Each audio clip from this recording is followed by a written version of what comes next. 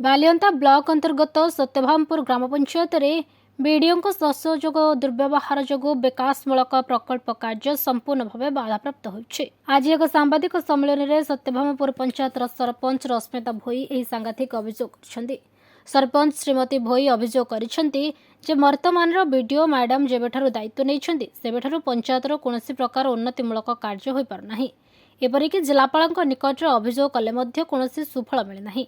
ପଞ୍ଚାୟତର ବିକାଶ କାର୍ଯ୍ୟ ସମ୍ପର୍କରେ ଆଲୋଚନା କରିବାକୁ ଗଲେ ବିଡିଓ ମ୍ୟାଡାମ ଅସହଯୋଗ କରିବା ସହ ଅଶାଳୀନ ଭାଷାରେ ଗାଳିଗୁଲଜ କରିବା ଏବଂ ଚାମ୍ବରରୁ ବାହାରେ ଯିବାକୁ ଧମକ ଦେଉଥିବା ଭଳି ଅଭିଯୋଗ କରିଛନ୍ତି। ସେ ଏକ ମହିଳା ହୋଇ ମଧ୍ୟ ଜଣେ ମହିଳା ସରପଞ୍ଚଙ୍କ ପ୍ରତି ଏପରି ଦୁର୍ବ୍ୟବହାର ଓ ଜାତିଆଣ ଆକ୍ଷେପ କରାଯାଉଥିବା ନେଇ ସେ କ୍ଷୋଭ ପ୍ରକାଶ କରିଛନ୍ତି। ଯଦି ଆଗାମୀ 4-5 ଦିନ ମଧ୍ୟରେ ଏହି ସମସ୍ୟା ସମାଧାନ ନ ହୁଏ ତେବେ ଆଗାମୀ ଅଗଷ୍ଟ 25 ତାରିଖ ମଙ୍ଗଳବାର ଦିନ ବ୍ଲକ କାର୍ଯ୍ୟାଳୟ ସମ୍ମୁଖରେ ବିଶାଳ ବିକ୍ଷୋଭ କରାଯିବ ବୋଲି ସେ ଚେତାବନୀ ଦେଇଛନ୍ତି। ନମସ୍କାର, ମୁଁ ସରପଞ୍ଚ ସତ୍ୟଭାମପୁର ଗ୍ରାମ ପଞ୍ଚାୟତର ସରପଞ୍ଚ ରଶ୍ମିତା ଭୋଇ। ଆପଣ ମାଧ୍ୟମରେ ମୁଁ ଜଣାଇବାକୁ ଚାହୁଁଛି, ଯେବେଠୁ ବିଡିଓ ମ୍ୟାଡାମ ଆସିଲେଣି ମୋ ପଞ୍ଚାୟତରେ ଉନ୍ନତିମୂଳକ କାର୍ଯ୍ୟ ହୋଇପାରୁନି, ଯାହାକି ମୁଁ ଆଗାମୀ ଦିନରେ ଏଟାକୁ କଲେକ୍ଟର ଗ୍ରିଭାନ୍ସରେ ଦେଇଥିଲି। ତାହାର ବି ମୁଁ ଫଳପ୍ରଦ କିଛି ପାଇଲି ନାହିଁ। ମୋ ପଞ୍ଚାୟତର ସମସ୍ୟା ନେଇକି ମୁଁ ଗଲେ ବିଡିଓ ମ୍ୟାଡାମଙ୍କ ଏ ଯେଉଁ ଅସହଯୋଗ କାମ ମୋ ପାଇଁ କରୁଛନ୍ତି, ଯୋଉଠି ଯଶସ୍ୱୀ ପ୍ରଧାନମନ୍ତ୍ରୀ ମହିଳାଙ୍କୁ ଅଧିକାର ଦେଇଛନ୍ତି, ଏଠି ବିଡିଓ ମ୍ୟାଡାମ ଜଣେ ମହିଳା ହେଇକି ବି ଜଣେ ମହିଳା ସରପଞ୍ଚକୁ ଏମିତି ଦୁର୍ବ୍ୟବହାର କରିକି ଅଶ୍ଳୀଳ ଭାଷାରେ ଗାଳିଗୁଲଜ କରିକି ପଞ୍ଚାୟତ କାମରେ ମୁଣ୍ଡ ପୁରା ବ୍ଲକ କାମରେ ମୁଣ୍ଡ ପୁରାଉନି କହିକି ତାଙ୍କ ଚାମ୍ବରରୁ ବାହାରି ଯାଅ ବୋଲି ଆମକୁ ପୁରା ମୁହାଁମୁହିଁ ଧମକ ଦଉଛନ୍ତି। ଆଉ ଏତିକିରେ ବିଜିବିଓ କାମରେ ଆମର କଲ୍ୟାଣ ମଣ୍ଡପ ଆଉ ଗୋଟେ ହାଟ ସାଂସନ ହେଇଥିଲା। ମୁଁ ତାକୁ କାମ ମାଗିବାକୁ ଗଲି, ତାପରେ ସେ ମତେ କହିଲେ ଯେ ଆଉ ଆପଣ ଲେଟରଟା ଦିଅନ୍ତୁ, ଆଉ ମୁଁ ଜାଗା ପାଇଁ ଦେଖୁଛି, ତହସିଲଦାରଙ୍କୁ କହୁଛି।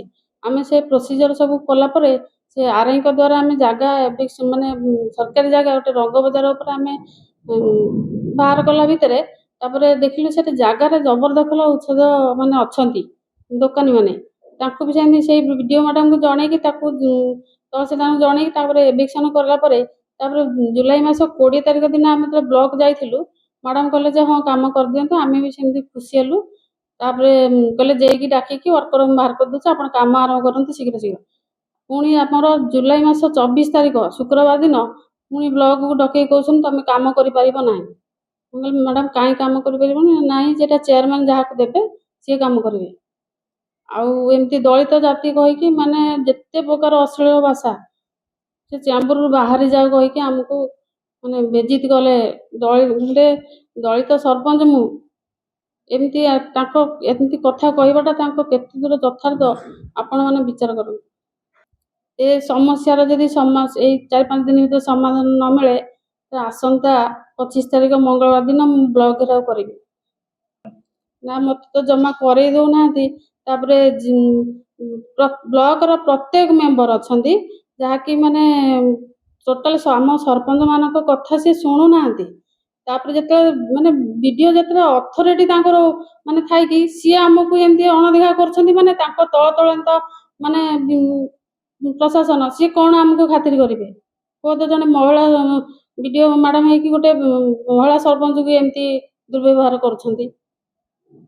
ତା ପାଇଁ ଆମେ କଣ କରିବୁ?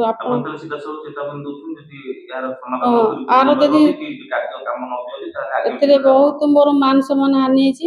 ମୋ ସହିତ ମୋ ଦଳିତ ଜାତିକି ନେଇକି କଥା ଉଠେଇଛନ୍ତି।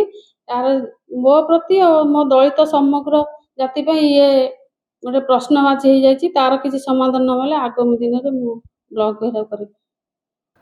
ବାଲିଅନ୍ତାରୁ ଦୀପକ ରଞ୍ଜନ ଭୋଇଙ୍କ ରିପୋର୍ଟ, ଖବର।